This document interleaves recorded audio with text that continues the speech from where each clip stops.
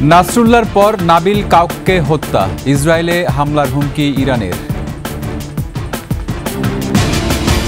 হদিশ নেই সমবায় ব্যাংকের 12,000 ভরি স্বর্ণ, বিপুল সম্পত্তিও বেদখল। লাপাত্তা জেল পালানো 550 বন্দী, এখনো উদ্ধার হয়নি লুট হওয়া 29 আগ্নেয়াস্ত্র। সীমান্তে সক্রিয় মানব পাচার চক্র, মোটা অঙ্কের টাকায় আওয়ামী নেতাদের পালিয়ে যেতে সহায়তা। এস আলমের সব সম্পত্তির তালিকা চায় হাইকোর্ট, পাচার করা অর্থ ফিরিয়ে আনতে রুল জারি।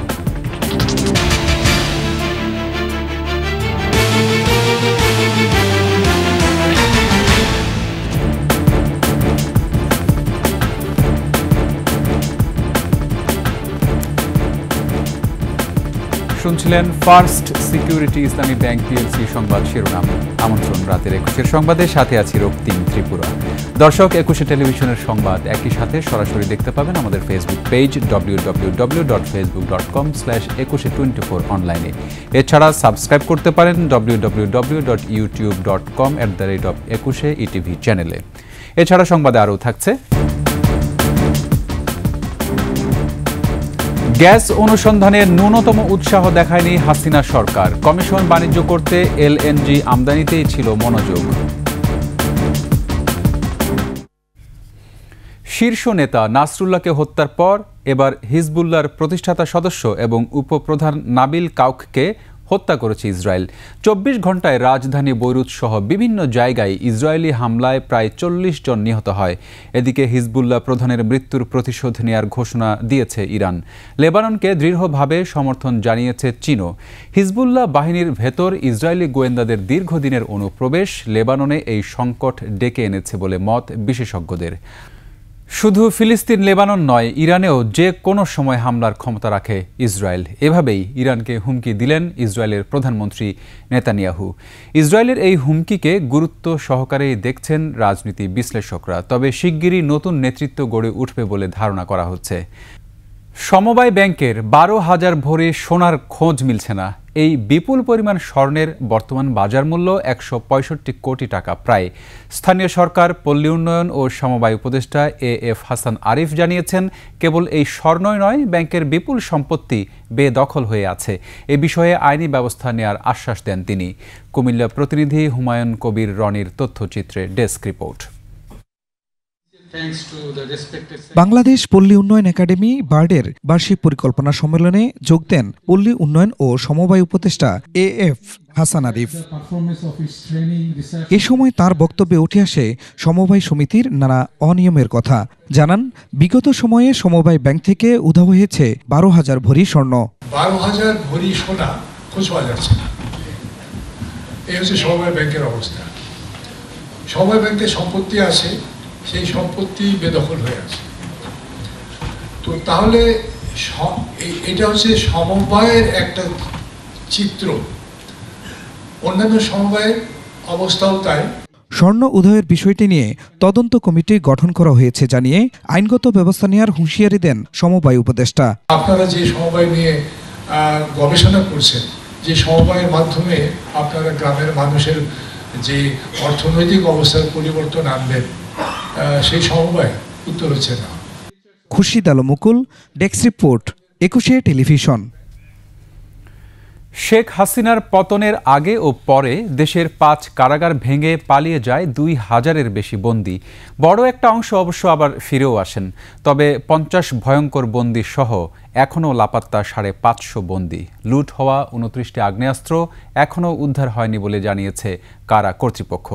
বাকিটা থাকছে দীপু শিকদারের রিপোর্টে, ছবি তুলেছেন তফসির হাসান।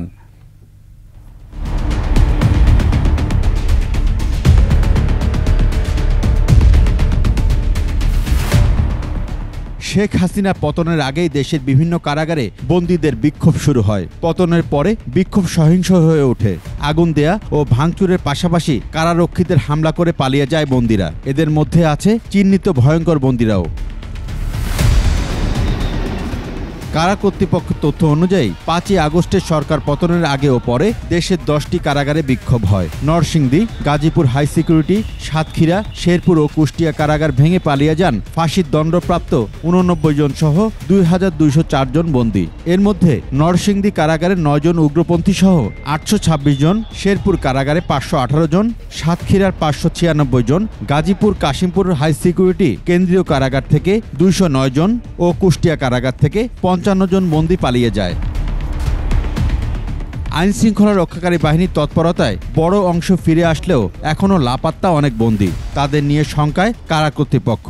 500+ বন্দী এখনও গ্রেপ্তারের বাইরে আছেন এবং তাদের আমরা আইন শৃঙ্খলা রক্ষাকারী বাহিনীর সাথে খুব ক্লোজলি কাজ করছি এবং প্রতিদিনই কিছু না কিছু গ্রেপ্তার হচ্ছেন এবং তারা আইনের আওতায় আসছেন। এই মুহূর্তে অ্যারাউন্ড 50+ আছেন যারা আসলে যারা কিছুটা হুমকি সৃষ্টি করতে পারেন, বাট এদের মধ্যে কিন্তু অনেকে গ্রেপ্তার হয়েছেন। ডেফিনেটলি তারা বাইরে থাকলে হুমকি সৃষ্টি করতে পারেন, বাট আশা করছি যে আইন শৃঙ্খলা রক্ষা বাহিনী সজাগ আছেন এবং তাদেরকে অতি শীঘ্রই গ্রেপ্তার করবে। এলিট ফোর্স র্যাবও মনে করে পালিয়ে থাকা বন্দীরা অপরাধ কর্মকাণ্ডে জড়িয়ে পড়তে পারে। কারারক্ষীদের কাছ থেকে লুট করা সব আগ্নেয়াস্ত্র এখনও উদ্ধার না হয় উদ্বেগ সৃষ্টি করেছে বলে মনে করেন এই কর্মকর্তা। জেল পলাতক যে সকল দুর্ধর্ষ সন্ত্রাসী যারা রয়েছেন তারা কোথাও কোনো নাশকতা তৈরি করার চেষ্টা করছে কিনা, সেখানেও আমাদের যে দায়িত্বপূর্ণ ব্যাটালিয়নগুলো রয়েছে, আমাদের র্যাব ফোর্সেসের 15টি ব্যাটালিয়ন, তারা তাদের দায়িত্বপূর্ণ এলাকায় তাদের নজরদারি অব্যাহত রেখেছে এবং এই ধরনের যে কোনো ধরনের নাশকতা প্রতিহত করার জন্য আমরা যথেষ্ট সচেতন রয়েছি। এখন পর্যন্ত আমরা প্রায় 29 জনের মতো বিভিন্ন মৃত্যুদণ্ডপ্রাপ্ত এবং যাবজ্জীবন সাজাপ্রাপ্ত যে আসামি রয়েছেন তাদেরকে আমরা বাংলাদেশের বিভিন্ন স্থান থেকে তাদেরকে গ্রেফতার করছি। গ্রেপ্তার অভিযান জোরদার হয়েছে বলে জানান তিনি। দীপু শিকদার, 21 টেলিভিশন, ঢাকা। রাজনৈতিক পট পরিবর্তনের পর যেসব শীর্ষ সন্ত্রাসী কারামুক্ত হয়েছে তারা নতুন কোনো অপরাধে জড়ালে তদন্ত করে ব্যবস্থা নেওয়া হবে বলে জানিয়েছেন ঢাকা মহানগর পুলিশের কমিশনার মোহাম্মদ মাইনুল হাসান। রাজধানীতে ক্রাইম রিপোর্টার্স অ্যাসোসিয়েশন আয়োজিত ফুটবল টুর্নামেন্টের উদ্বোধনীতে ডিএমপি কমিশনার আরও বলেন, এখনও যেসব পুলিশ সদস্য কর্মস্থলে যোগ দেননি তাদের বিরুদ্ধে ব্যবস্থা নেওয়ার প্রক্রিয়া শুরু হয়েছে। মাদক কারবারি, সন্ত্রাসী ও অস্ত্রধারীদের বিরুদ্ধে অভিযান চলছে জানিয়ে মাইনুল হাসান বলেন, আইন শৃঙ্খলা পরিস্থিতির উন্নয়নে পুলিশ নতুন উদ্যমে কাজ শুরু করেছে।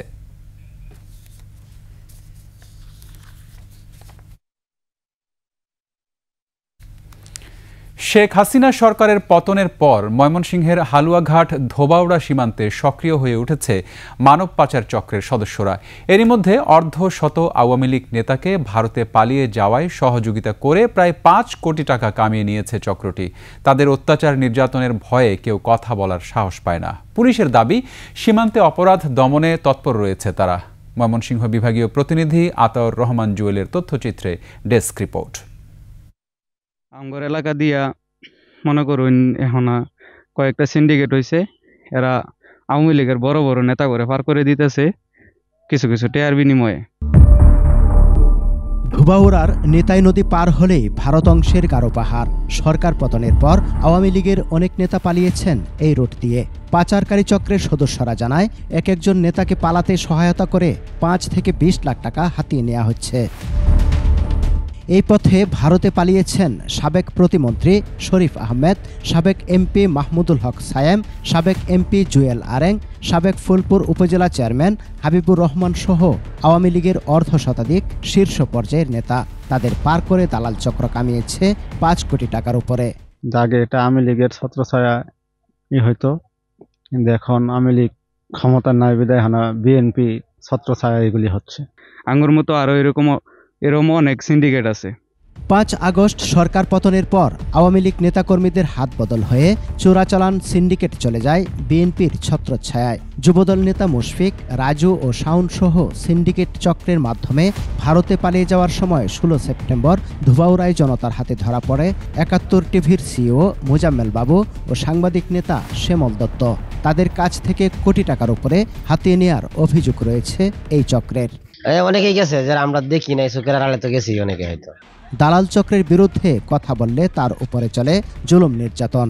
অনেকেই মুখ খুলতেছে না ভয়ে, তারা মারধর করে, যেখানে পায় এখানে পিড়ায়। বিভিন্ন মহলের ছত্রছায়ায় থাকা তারা হচ্ছে যে এখানে এই সুযোগগুলা তৈরি করে দিতেছে অর্থের বিনিময়ে। তবে দলের সম্পৃক্ততার অভিযোগ অস্বীকার করেছেন বিএনপির এই নেতা।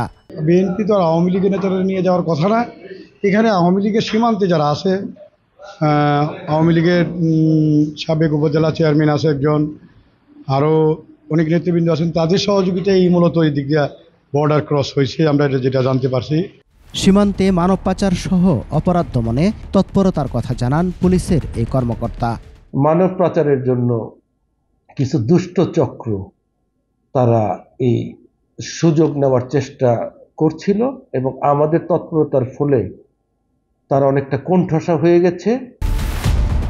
সমর ইসলাম, ডেস্ক রিপোর্ট, 21 টেলিভিশন। এদিকে পাচারের সাথে জড়িত নয় দাবি করে সংবাদ সম্মেলন করেছেন ময়মনসিংহ ধোবাউড়া যুবদল কর্মী আজহারুল ইসলাম, মুশফিক তালুকদার ও শাওন। ধোবাউড়া প্রেস ক্লাবে সাংবাদিক সম্মেলনে যুবদল কর্মী আজহারুল ইসলাম রাজু বলেন, পাচারকারী চক্রের সাথে তাদের জড়িয়ে বিভিন্ন গণমাধ্যমে মিথ্যা ও বানোয়াট তথ্য প্রচার করা হচ্ছে। এর তীব্র নিন্দা জানিয়ে তিনি বলেন, এর ফলে তাদের সুনাম ক্ষুণ্ণ হয়েছে। একটি মহল তাদের বিরুদ্ধে চক্রান্ত করছে বলেও দাবি তাদের। সহযোগিতায় আমাদেরকে পাচারকারী উল্লেখ করে উদ্দেশ্য প্রণোদিতভাবে বানোয়াট ও মিথ্যা তথ্যের ভিত্তিতে বিভিন্ন মিডিয়ায় সংবাদ প্রচার করা হচ্ছে। প্রকৃতপক্ষে পাচার চক্রের সাথে আমরা জড়িত নই এবং এই সংবাদের তীব্র নিন্দা এবং প্রতিবাদ জানাচ্ছি। আগামী 4 সপ্তাহের মধ্যে দেশে বিদেশে এস আলম গ্রুপ এবং তাদের পরিবারের সদস্যদের নামে থাকা সব সম্পত্তির তালিকা দাখিলের নির্দেশ দিয়েছেন হাইকোর্ট। একই সঙ্গে বিদেশে থাকা এস আলম গ্রুপের সম্পদ ফিরিয়ে আনতে পদক্ষেপ নিতে কেন নির্দেশ দেয়া হবে না তা জানতে চেয়ে রুল জারি করা হয়েছে। বিচারপতি মোহাম্মদ কামরুল হোসেন মোল্লা ও বিচারপতি কাজী জিনাত হকের বেঞ্চ এ আদেশ দেন। বিস্তারিত শাকেরা আরজুর রিপোর্টে। গত 18 সেপ্টেম্বর বিভিন্ন ব্যাংক ও আর্থিক প্রতিষ্ঠান থেকে এস আলম গ্রুপের এ পর্যন্ত নেয়া ঋণের পরিমাণ, সেগুলোর বর্তমান অবস্থা ও দায়, বিদেশে পাচার করা অর্থ ও সব স্থাবর সম্পত্তির তালিকা এবং সম্পত্তি ক্রয়ের নির্দেশনা চেয়ে রিট করেন সুপ্রিম কোর্টের আইনজীবী রুকনুজ্জামান। আদালতের অনুমতি ছাড়া কোম্পানির পরিচালক সহ পরিবারের সদস্যদের দেশ ত্যাগেও নিষেধাজ্ঞা চাওয়া হয় রিটে। রিটের শুনানি শেষে হাইকোর্ট রোববার রুলসহ আদেশ দেন। তাদের নাম, পরিবারের নামে এবং এস আলম গ্রুপ শেয়ার হোল্ডারদের নামে যা যা আছে সমস্ত স্থাবর সম্পত্তির একটা তালিকা চাওয়া হয়েছে। যে টাকাটা পাচার হয়েছে সেই টাকাটা ফেরত নেওয়ার জন্য, রিপ্যাট্রিয়েট করার জন্য কি ইনিশিয়েটিভ নেওয়া হয়েছে so far by Bangladesh bank and BFIU, এটার উপর হয়েছে রুলে বাংলাদেশ ব্যাংক ও বিএফআইইউকে জবাব দিতে বলা হয়েছে।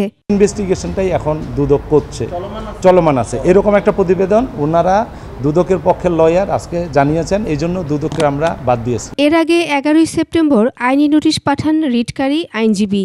জবাব না পেয়ে উচ্চ আদালতে রিট করেন তিনি। বাংলাদেশ ব্যাংকের গভর্নর, অর্থ সচিব, আইন সচিব, দুদক চেয়ারম্যান, এস আলম গ্রুপের চেয়ারম্যান সাইফুল আলম সহ সংশ্লিষ্ট ব্যক্তিদের ওই নোটিশ পাঠানো হয়।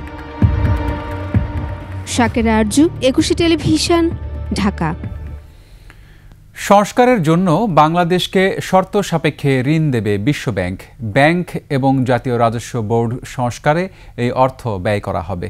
সচিবালয়ে বিশ্বব্যাংক এবং ইন্টারন্যাশনাল ফিন্যান্স কর্পোরেশন আইএফসির প্রতিনিধিদের সঙ্গে বৈঠক শেষে একথা জানান অর্থ ও বাণিজ্য উপদেষ্টা ডক্টর সালেউদ্দিন আহমেদ। তৌহিদুর রহমানের রিপোর্ট। দায়িত্ব নেয়ার পর দেশের সামগ্রিক খাতে সংস্কারের কর্মসূচি হাতে নিয়েছে অন্তর্বর্তী সরকার। এরই মধ্যে গঠন করা হয়েছে বেশ কয়েকটি টাস্কফোর্স এবং কমিশন। সচিবালয়ে বিশ্বব্যাংক এবং আইএফসির প্রতিনিধিদের সঙ্গে বৈঠক শেষে বিষয়টি নিয়ে কথা বলেন অর্থ ও বাণিজ্য উপদেষ্টা। ওয়ার্ল্ড ব্যাংক এবং আইএফসি আসছিল এবং বিশ্বব্যাংক কী কাজে সহায়তা দেবে আমরা এর আগেও আলোচনা করেছি। আর্থিক সহায়তা দেবে, কারিগরি সহায়তা দেবে, ব্যাংকিং সেক্টর রিফর্ম আছে, এনবিআর রিফর্ম আছে, তারপর ওদিকে আবার এনার্জি সেক্টরে কিছু আছে। এনার্জিতে সার্বিকভাবে আমাদের আর্থিক উন্নয়নের জন্য এবং সামাজিক উন্নয়নের জন্য ফ্লাড, পোস্ট ফ্লাড রিহ্যাবিলিটেশন, এগুলো সব ব্যাপারে আলাপ আছে। তবে আর্থিক এবং কারিগরি সহায়তা পেতে বাংলাদেশকে নিজেদের উন্নয়নে কাজ করতে হবে বলে জানান তিনি। আইএফসির সাথে প্রাইভেট ইনভেস্টমেন্ট, প্রাইভেট সেক্টর কীভাবে এখানে বিশদ আলোচনা করেছি এবং ওরা সব ব্যাপারে আমাদের সাথে দিতে পারে। তবে আমাদের কিছু কাজ করতে হবে, কিছু কন্ডিশন আছে, সেগুলো আমরা পালন করব। বাংলাদেশকে কি পরিমাণে আর্থিক সহায়তা দেওয়া হবে সেই বিষয়ে অক্টোবরে বিশ্বব্যাংকের বার্ষিক সভায় সিদ্ধান্ত নেওয়া হবে বলে জানান উপদেষ্টা। ওদের সহায়তা, কারিগরি সহায়তা এবং আর্থিক সহায়তা দেওয়ার ব্যাপারে ফার্দার অক্টোবরে যখন আমি যাব সেটা আমরা আরও আলোচনা করব। তৌহিদুর রহমান, একুশে টেলিভিশন, ঢাকা। গ্যাস অনুসন্ধানে ন্যূনতম উৎসাহ দেখায়নি ক্ষমতাচ্যুত হাসিনা সরকার। কমিশন বাণিজ্যের লোভনীয় সুযোগ থাকায় এলএনজি আমদানিতেই ছিল বাড়তি মনোযোগ। এমন অভিযোগ তুলে বিশেষজ্ঞরা বলছেন, তৎকালীন সরকারের এমন নীতির কারণেই প্রকট হয়েছে জ্বালানি সংকট। সঞ্জয় অধিকারীর রিপোর্ট।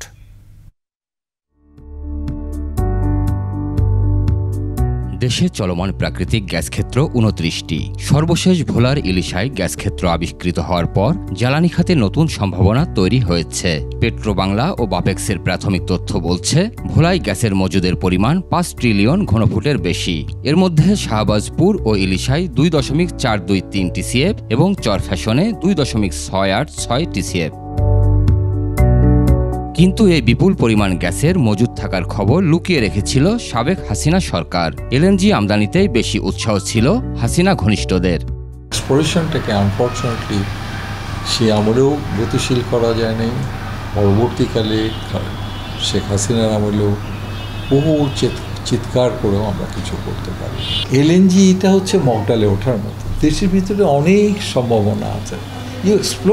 গ্যাসের চাহিদা মেটাতে ২০১৮ সাল থেকে সরকার এলএনজি আমদানি শুরু করে। বিইআরসির তথ্য মতে দেশে দৈনিক ৪,০০০ মিলিয়ন ঘনফুট গ্যাসের চাহিদা থাকলেও ৩,০৫০ মিলিয়ন ঘনফুট গ্যাস সরবরাহ করে কোম্পানিগুলো। এর মধ্যে ৭৫০ মিলিয়ন ঘনফুট আমদানি করা এলএনজি। বিশেষ গোষ্ঠীকে সুবিধা দিতে সিঙ্গাপুর ভিত্তিক এমএস গানভোর ও ভিটোলেশিয়া, জাপানের জেরা, যুক্তরাষ্ট্রের এক্সিলারেট এনার্জি, সুইজারল্যান্ডের total energy gas and power থেকে হাসিনার আমলে বেশি এলএনজি আমদানি হয়েছে। গ্যাসের যে সম্ভাব্যতা, এটিকে পূর্ণ মাত্রায় ব্যবহার না করে দেশে একটা এলএনজি লবি তৈরি হয়েছিল। এরা চাপ দিয়েছে যে এলএনজির দিকে যাওয়া, গ্যাসের এক্সপ্লোরেশন বন্ধ রাখা এবং নতুন ধরনের সিসমিক সার্ভেগুলো সে সময় না করতে দেয়া। পেট্রোবাংলার আর্থিক প্রতিবেদন অনুযায়ী ২০১৮ সাল থেকে ২০২৩ সাল পর্যন্ত ৫টি অর্থ বছরে প্রায় ১,২০,০০০ কোটি টাকার এলএনজি আমদানি করতে হয়েছে, যা চলতি অর্থ বছরের মোট বাজেটের ৭ ভাগের ১ ভাগ। অনুসন্ধান না বাড়িয়ে এলএনজি নির্ভরতা বাড়ানোর কারণে একসময়ে লাভজনক প্রতিষ্ঠান পেট্রোবাংলা বর্তমানে লোকসানি প্রতিষ্ঠানে রূপ নিয়েছে। আরপিজিসিএল এর তথ্য অনুযায়ী কাতারের রাস লাফান গ্যাস কোম্পানি থেকে এলএনজি আমদানির জন্য ১৫ বছরের চুক্তি করা হয়েছে। এছাড়া ওমান ট্রেডিং ইন্টারন্যাশনাল থেকে প্রতি বছর ১ থেকে ১.৫ মিলিয়ন মেট্রিক টন এলএনজি আমদানির জন্য ১০ বছরের চুক্তি করা হয়েছে। এর বাইরে স্পট মার্কেট থেকেও হাসিনা সরকারের সময় কেনা হয়েছে এলএনজি। বিশ্লেষকদের মতে জ্বালানি সংকট নিরসনে আমদানি নির্ভরতা কমিয়ে দেশের স্থলভাগ ও বঙ্গোপসাগরে গ্যাস অনুসন্ধানে বেশি মনোযোগ দেওয়া প্রয়োজন। সঞ্জয় অধিকারী, একুশে টেলিভিশন, ঢাকা। নিচ্ছি সংবাদ বিরতি, ফিরে এসে অন্যান্য সংবাদের সঙ্গে আরও যা থাকছে। হাসিনার শাসনামলে নির্যাতিত সাংবাদিক মাহমুদুর রহমানের আত্মসমর্পণ, জামিন নামঞ্জুর, কারাগারে প্রেরণ। দুর্গাপূজা নিয়ে সতর্ক বিএনপি, দেশ অস্থিতিশীল করার চক্রান্ত সফল হবে না বলছেন নেতারা।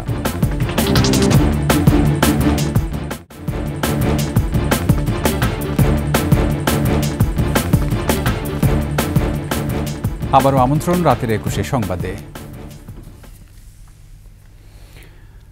আবারও কারাগারেই পাঠানো হলো আমার দেশ পত্রিকার সাবেক ভারপ্রাপ্ত সম্পাদক মাহমুদুর রহমানকে। সাবেক প্রধানমন্ত্রী শেখ হাসিনার ছেলে সজীব ওয়াজেদ জয়কে অপহরণ ও হত্যাচেষ্টা মামলায় আদালতে আত্মসমর্পণ করলে তাকে কারাগারে পাঠানো হয়। ঢাকার অতিরিক্ত চিফ মেট্রোপলিটন ম্যাজিস্ট্রেটের আদালত এই নির্দেশ দেন। মফিউর রহমানের রিপোর্ট।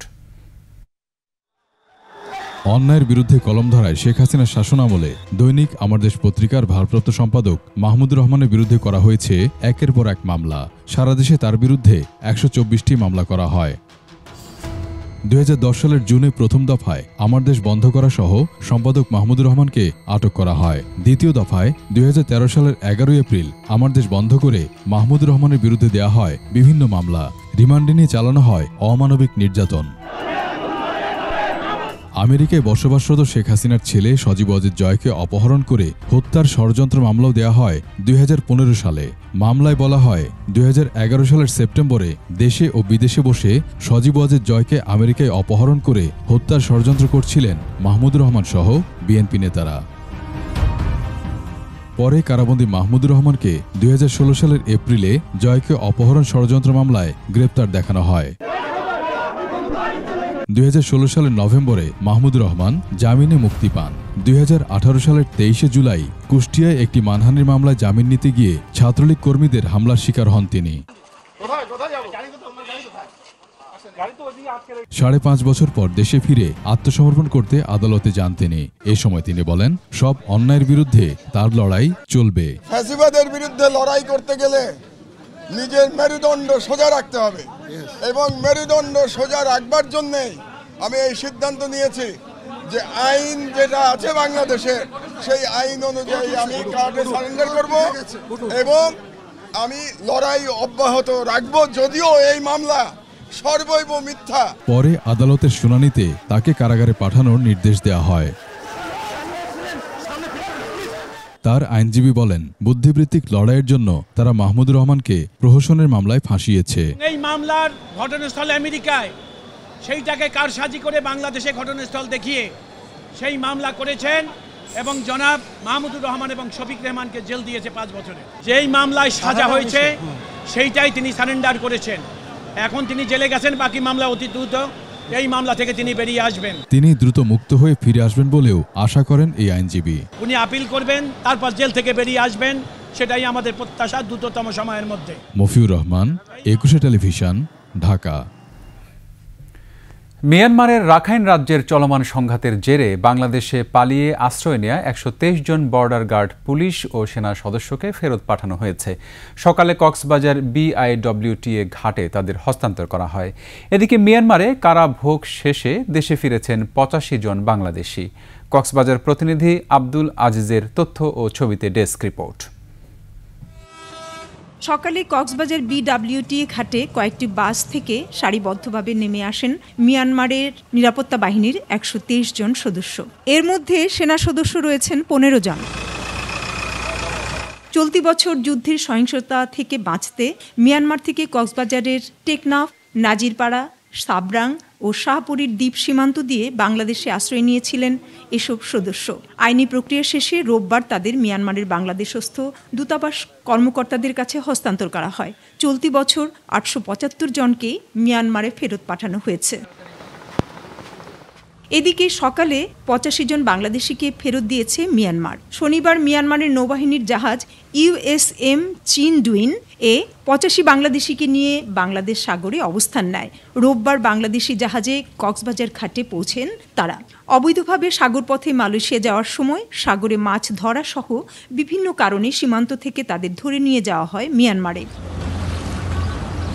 18 মাস কারাভোগ শেষে দেশে ফিরে আসা নাগরিকরা জানান, মিয়ানমার কারাগারে খুব কষ্টে দিন কেটেছে তাদের। মালয়েশিয়া যাইতে লইছি অনেক এর মধ্যে ধরাত পড়ছি, অনেক এর মধ্যে দেল খাইতে হচ্ছে। 2 বেলা ভাত দেয়, 2টা সুটকি দেয়, সুড়ো সুরি মাছ আর কিছু দেয় না, ভাতগুলো দেয়। নামে কাজ করতে গেছি, ওইখানে দালাল তার ডরে বেঁধে ওই বুড়েতে তুলে দিয়েছে। 18 মাসের পরে তারপর দেশে ফিরে আসছে। 1 বছর 8 মাস ধরে দেশে ফিরে আসা নাগরিকদের অনেকের বাড়ি ঢাকা, কক্সবাজার, নারায়ণগঞ্জ, নরসিংদী, বান্দরবান, রাঙামাটি, খাগড়াছড়ি, নোয়াখালী জেলায়। হস্তান্তর প্রক্রিয়া শেষে গণমাধ্যমের সাথে এ বিষয়ে কথা বলতে চাননি সংশ্লিষ্ট কর্মকর্তারা। বনুশ্রী ডলির ডেস্ক রিপোর্ট, 21 টেলিভিশন। দুর্গাপূজাকে কেন্দ্র করে দেশ অস্থিতিশীল করার চক্রান্ত সফল হবে না, সতর্ক অবস্থানে থাকবে বিএনপি। এছাড়া গণতান্ত্রিক ব্যবস্থাকে গতিশীল রাখতে দলের নেতাকর্মীদের বিরুদ্ধে দায়ের করা মিথ্যা মামলা প্রত্যাহার করার দাবি জানান বিএনপির স্থায়ী কমিটির সদস্য গয়েশ্বর চন্দ্র রায়। ওমর ফাহিমের রিপোর্ট। 31তম প্রতিষ্ঠাবার্ষিকী উপলক্ষে শহীদ রাষ্ট্রপতি জিয়াউর রহমানের সমাধিতে শ্রদ্ধা নিবেদন করে জিয়া মঞ্চ। এ সময় বিএনপির স্থায়ী কমিটির সদস্য গয়েশ্বর রায় বলেন, গণঅভ্যুত্থান পরবর্তী সময়ে সবাইকে ঐক্যবদ্ধ থেকে নির্বাচনের মধ্য দিয়ে গণতন্ত্র ফেরাতে হবে। তারা অর্গানাইজ করার চেষ্টা করবে, তবে বিএনপির পক্ষ থেকে যে সকল অঞ্চলে সকল পূজাকে আমরা দেখভাল করব, আমরা জনগণকে নিয়ে নিরাপত্তা দিব, ধর্মবর্ণ নির্বিশেষে সবাইকে বিএনপির পক্ষ থেকে আহ্বান করব যে আমাদের একটা সুষ্ঠু অবাধ নির্বাচনের জন্য আমরা যেন স্ব ক্ষেত্রে অবদান রাখি। পরে রাজধানীর নয়াপল্টনে বিএনপির কেন্দ্রীয় কার্যালয়ের সামনে র্যালির আয়োজন করে জিয়া মঞ্চ। এ সময় উপস্থিত ছিলেন বিএনপির ভাইস চেয়ারম্যান বরকতুল্লাহ বুলু ও চেয়ারপারসনের উপদেষ্টা কাউন্সিলর সদস্য আব্দুস সালাম। এ সময় ছায়াশত্রুদের বিরুদ্ধে কঠোর অবস্থান নেওয়ার আহ্বান জানান তারা। 17 বছর যুদ্ধ করেছি, সামনে আরো কঠিন যুদ্ধ আমাদের জন্য অপেক্ষা করছে। আগামী দিনে আমাদেরকে ছায়া শত্রুর সাথে যুদ্ধ করতে হবে। আমাদের নেতা তারেক রহমানের বিরুদ্ধে যে সমস্ত মিথ্যা মামলা আগের সরকার দিয়েছে প্রত্যাহার করেন। বিএনপির 31 দফার বাইরে সংস্কারে কোনো সুযোগ নেই বলেও মন্তব্য করেন তারা। এর বাইরে কোনো সংস্কারের কোনো সুযোগ নেই। ওমর ফাহিম, 21 টেলিভিশন, ঢাকা। গাজীপুরে ব্যাংকের 2 কর্মকর্তা ও 2 আনসার সদস্যকে কুপিয়ে ও গুলি করে সোনালী ব্যাংক উপশাখার 7,08,000 টাকা ছিনিয়ে নিয়েছে দুর্বৃত্তরা। জয়দেবপুরের রথখোলা এলাকায় এ ঘটনা ঘটে। আহতরা হলেন সোনালী ব্যাংকের শহীদ তাজউদ্দিন আহমদ মেডিকেল কলেজ হাসপাতাল উপশাখার ইনচার্জ আতিকা পারভিন ও ক্যাশ অফিসার ফারজানা নাজনীন এবং আনসার সদস্য আল আমিন ও রাজু মিয়া। গাজীপুর কোর্ট বিল্ডিং শাখার সহকারী মহাব্যবস্থাপক গাজী শহীদুজ্জামান জানান, 7,08,000 টাকা অটোরিকশা করে কোর্ট বিল্ডিং শাখায় জমা দিতে যাচ্ছিলেন তারা। এ সময় মোটরসাইকেলে করে 10-12 জন যুবক টাকার ব্যাগ ছিনিয়ে নেওয়ার চেষ্টা করে। বাধা দিলে যুবকরা ফাঁকা গুলি ছোড়ে এবং 4 জনকে কুপিয়ে টাকা নিয়ে পালিয়ে যায়।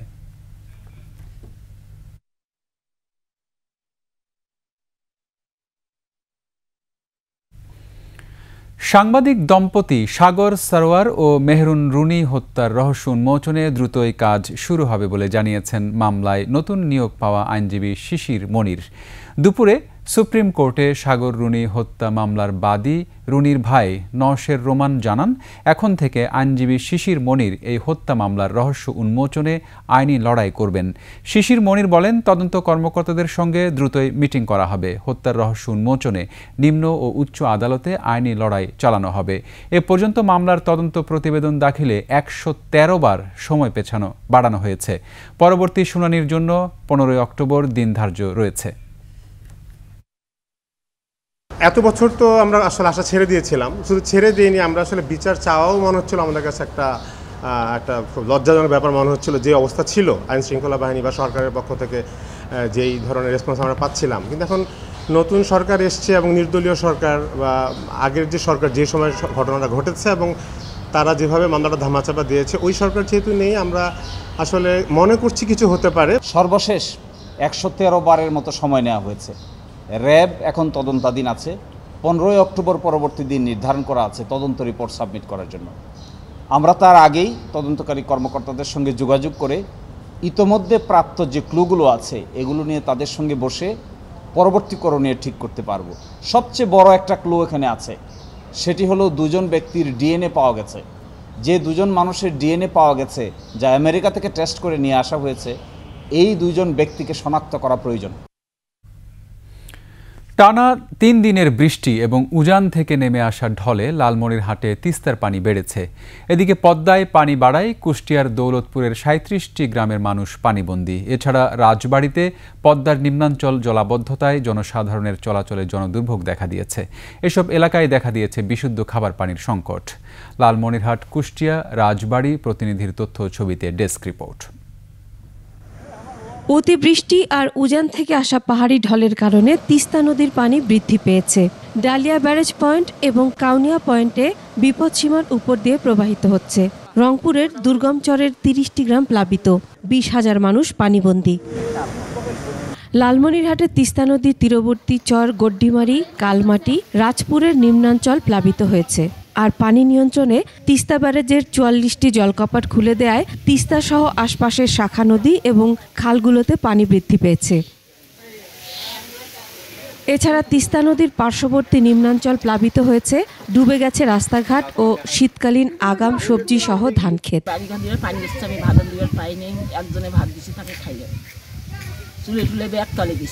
খাওয়ার কষ্ট, আনাগোনা করতে পারছি না।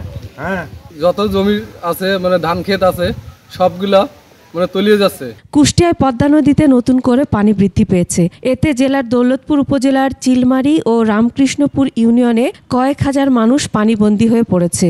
ডুবে গেছে ফসলি জমি ও সড়ক।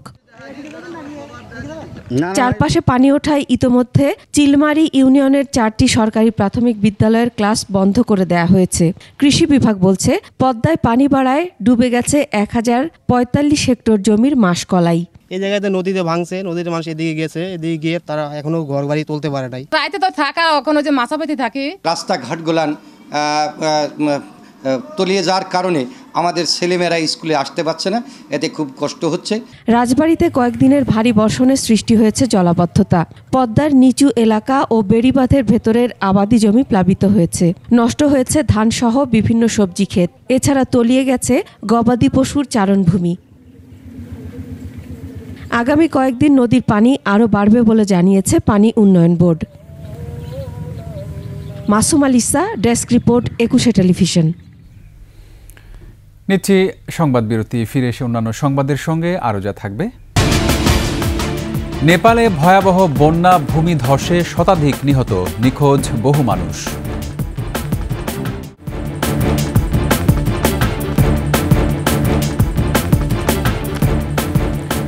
আমন্ত্রণ আবারও রাতের 21 সংবাদে।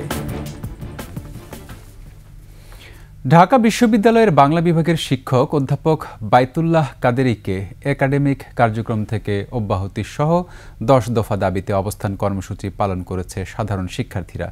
সকালে ঢাকা বিশ্ববিদ্যালয়ের কলা ভবনের সামনে এই কর্মসূচিতে বৈষম্য বিরোধী ছাত্র আন্দোলনের অন্যতম সমন্বয়ক মাহিন সরকার অভিযোগ করে বলেন, স্বৈরাচারী সরকার পক্ষের শিক্ষক ছিলেন বাইতুল্লাহ কাদেরী। নীল দল থেকে ছাত্র জনতার আন্দোলনের বিপক্ষেও প্রচার চালান বাংলা বিভাগের এই শিক্ষক। গত 4 আগস্ট মানে আমাদের দ্বিতীয় স্বাধীনতার আগের দিন ঢাকা বিশ্ববিদ্যালয়ে যে শিক্ষক সমিতি আছে, সেই ঢাকা বিশ্ববিদ্যালয়ের শিক্ষক সমিতির কর্তৃক সেই ব্যানারে আয়োজিত নীল দল, সেই নীল দলের আলটিমেটলি তারা হয়ে কথা বলেছে এবং সেখানে আমাদের বাংলা বিভাগের শিক্ষক বাইতুল্লাহ কাদেরী তিনি সরাসরি গণহত্যাকে সমর্থন জানিয়েছে। এবং এবার বাণিজ্য সংবাদ।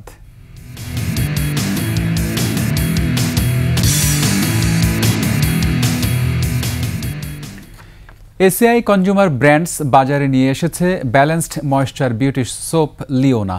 নতুন পণ্যটির উদ্বোধনী অনুষ্ঠানে উপস্থিত ছিলেন এসিআই কনজিউমার ব্র্যান্ডসের business director Kamrul Hasan, media and communications GM Nahid Newaz এবং বিজনেস ম্যানেজার জামান আসিফ আহমেদ সহ অন্যান্যরা।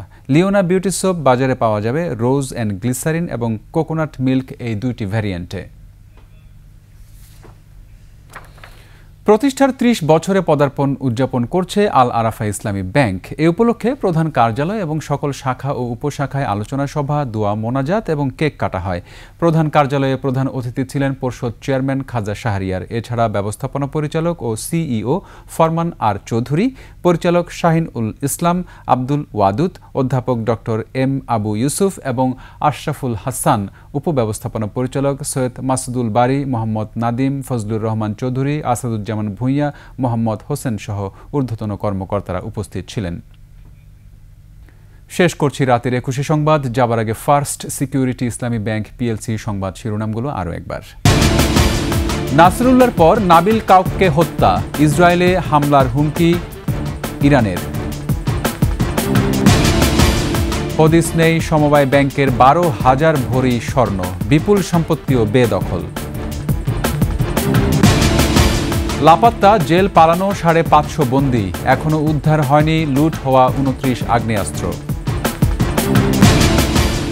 সীমান্তে সক্রিয় মানব পাচার চক্র, মোটা অঙ্কের টাকায় আওয়ামী নেতাদের পালিয়ে যেতে সহায়তা। এস আলমের সব সম্পত্তির তালিকা চায় হাইকোর্ট, পাচার করা অর্থ ফিরিয়ে আনতে রুল জারি।